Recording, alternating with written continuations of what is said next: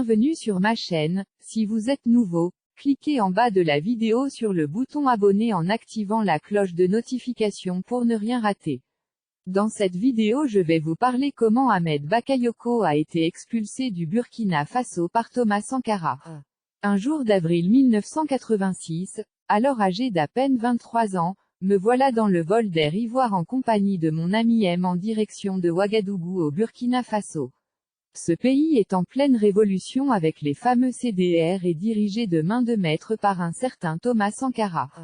Préside du Michi de l'UFR d'odontologie et certainement auréolé du prix de meilleur préside de Michi de l'enseignement supérieur, me voilà à la tête d'un projet, l'excursion des Colombes.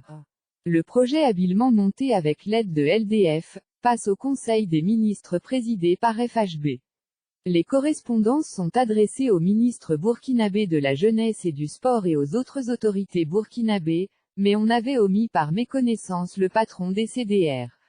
Mission officielle avec des objectifs précis, créer une dynamique entre les deux jeunesses et vendre le modèle ivoirien. Arrivé à l'aéroport de Ouagadougou, accueil protocolaire, voiture, escorte, jusque dans les bureaux du ministre puis hébergement à la maison des hôtes.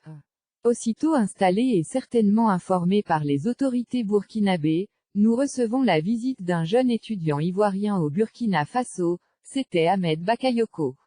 Fougueux comme jamais, il nous ouvrit toutes les portes, l'abattage médiatique sur l'opération, excursion des Colombes, venait de commencer, RFI, Sidoya, radio, interview fleuve, projet de mutualisation, intégration, tout y passe.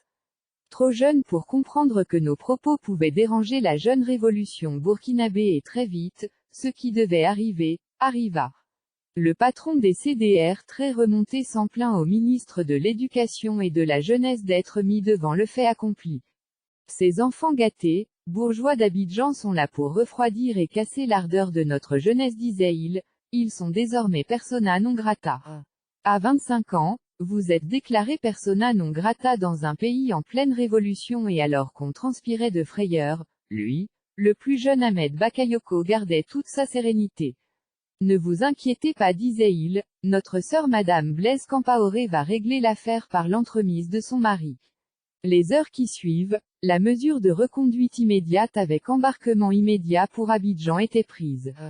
Un immense Zaïrois était là pour la circonstance et devait veiller sur nous jusqu'à la descente d'avion à Abidjan.